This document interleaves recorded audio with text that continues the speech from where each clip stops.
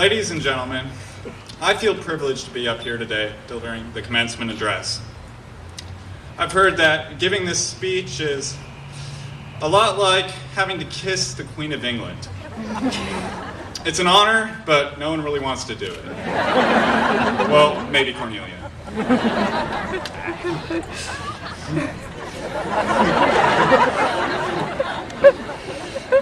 In preparing to write this speech, I kept asking myself, what am I going to talk about? What am I going to talk about? Hoping that inspiration would just hit me. Well, it didn't. So I resorted to more drastic measures and proceeded to literally ask myself this question. Well, that is, I decided to ask my past self. That is, I decided to consult my 6th grade letter. For those of you who don't know, when we were in 6th grade here at Cassidy, Mrs. May had us write letters to our future selves in the 12th grade about our lives then and what we had hoped to accomplish by the time we had graduated. We received our letters last December. Many of my classmates opened theirs up right away. I decided to wait to make that long-awaited reading that much more epic.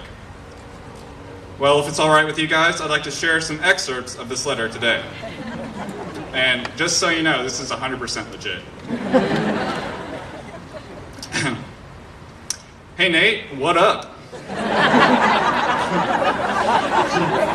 I'm a 6th grade you, and I've had a blast this year. I've made many new friends like Trace, Connor, Carp, and Jeff. English is my least favorite subject, while math is my favorite. But enough about school, let's talk about entertainment. My favorite movies are Pirates of the Caribbean, Spider-Man 2, and Meet the Fockers. Yes, it sounds like that word. I like Green Day, Simple Plan, and 50 Cent. Everything 50 touches turns to gold. That is on the Billboard charts. The next topic is very difficult. Girls. I don't know who I like, but it's definitely someone in this grade. If it doesn't work out, some 5th graders are nice.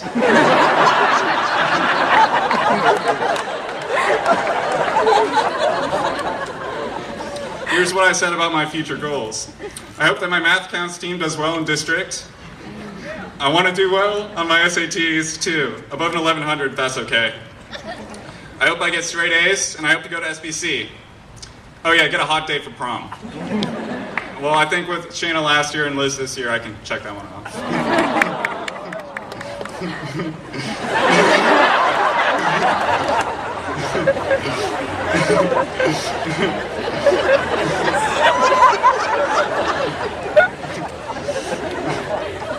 Well, while most of this letter is pretty funny, I actually did put in some wise advice.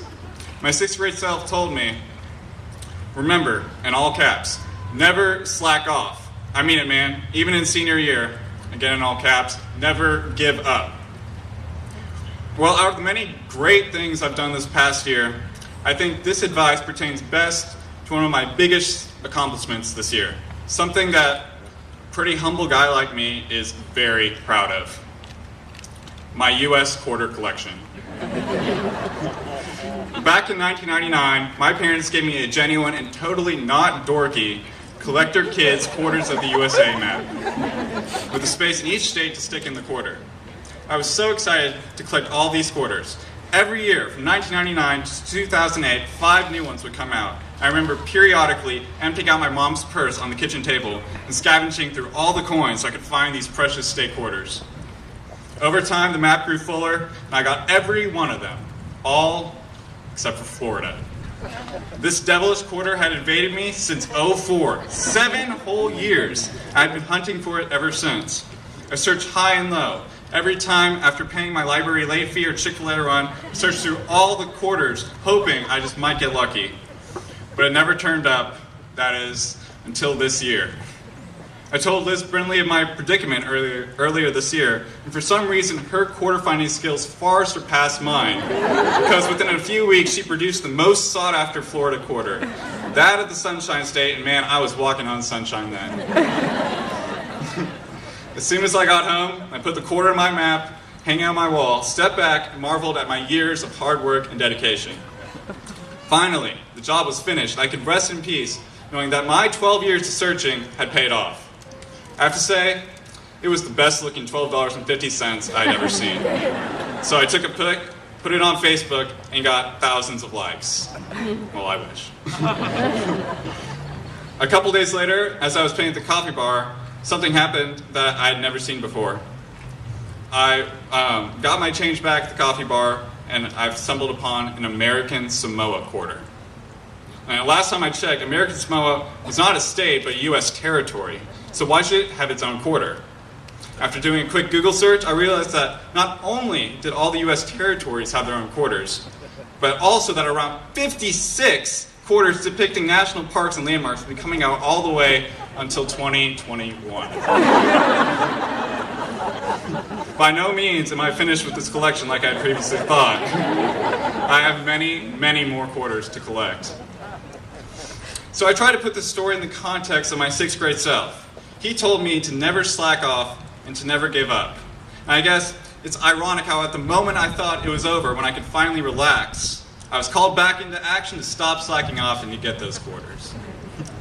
I really think in many ways, Cassidy has pushed us to figuratively find more quarters in our lives, right when we feel the most comfortable. For example, in sports, I know the coaches, though proud of us athletes, would never want us to get complacent, to get too comfortable. The great runners in our grade like T, Katie, and Josh are constantly pushing themselves to lower their times by a couple of seconds or even a fraction of a second, just because they know they can always run their races just a little faster. And look at the Logos staff. They continually strive to put out the best issue they can, making clever announcements for submissions. For example, Ryan and Mitch rapped Vanilla Ice this year. Props to them. And other members stayed till 10 o'clock at school on weeknights to get everything in by the deadline. I mean, that's some dedication. And the jazz band. They put in countless hours rehearsing their music this year, and it all paid off by paying CeeLo Green's Forget You, or some other variation, and one of the craziest performances I think ISAS has ever seen. I think my 6th grade self had it right when he said to never slack off and to never give up. Above all things, I think this is Cassie's biggest lesson. I know I've said this before, but I think going to school here is like climbing an infinite staircase of challenges. We're all climbing it, and it doesn't take long before we're weary and exhausted. But yet we keep climbing, and we're eager to get to the top, with the knowledge at the back of our minds that we'll really never get there. I know this sounds crazy, but I think many of us have done it for so long, we've gotten used to it, and in the same way, kind of enjoy it. It's great, though, that we can take a rest sometimes on one of these steps, to look down and celebrate how many steps you've already climbed, to see how far we've come, whether it's reveling in a quarter collection, finishing first in a race, or rocking out at ISAS. And today, as graduates, we are celebrating too. If I were to estimate, I think graduating from Cassidy is about 1 million steps on this infinite staircase. And that's a lot of climbing. We've made it. We are Cassidy graduates, seniors, and not just anyone can say that. But at the same time, we're not done climbing. Sure, 1 million is a lot of steps, but we've still got ways to go in our journey to infinity and beyond. Even though we're done with Cassidy, I know that us seniors will continue to pursue the excellence that we were taught to achieve, may that be in college or far after that. At this moment, I'd like to extend my gratitude on behalf of the graduating class to several people. To the teachers and the coaches, primary through 12th grade, thank you for making us better people. What you all see here today is just a product of the magnificent teaching and coaching done at this school. And teachers and coaches, we would not be here today if it wasn't for you. To the maintenance staff, thank you for making this event look so spectacular. I think when anyone talks about Cassidy, they always mention the incredibly beautiful campus, which is 100% due to you guys. Thank you for putting up with our grade and our several pranks. We respect you guys so much, and we hope you know that. And to the administration, thank you for keeping the school alive. Your dedication to making Cassidy students have the best experience is inspiring. I hope you guys will continue to put all future students through one of the most physically exhausting and grueling educational experiences that we seniors have come to appreciate after living through it. I'd like to close my speech and my time at Cassidy in the words of my 6th grade letter. And I really think that my former self is not just talking to me, but to everyone. Even though I know you're working really hard, remember to have fun. In the long run, none of this matters if you don't have fun. In all caps, fun is the essence of life. God wanted us to love our life, so live it hard, man. I hope you're happy with everything. Keep it real. Sincerely, as a sixth grader and a graduating senior, Nathan Charles Prabhu. Thank you.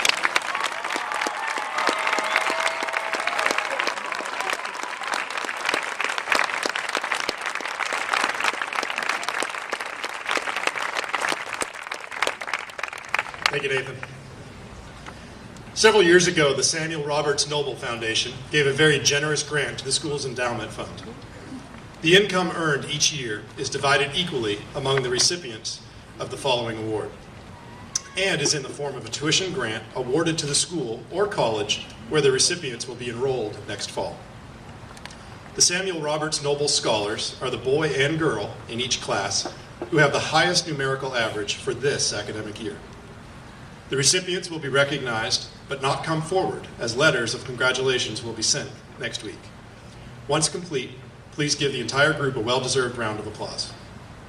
The 2011 Noble Scholars winners are the top boy in the 9th grade, Samuel Charles Wirt; the top girl in the 9th grade, Elizabeth Barrett Branscombe; the top boy in the 10th grade, Pablo Blas Bayachi Laura; the top girl in the 10th grade, Nina Megan Prabhu; the top boy in the 11th grade, Theodore Rudolph Broadnax Nollert; the top girl in the 11th grade, Catherine Ann Costello; the top boy in the 12th grade, Nathan Charles Prabhu; and the top girl in the 12th grade, Amina Tasneem Shakir.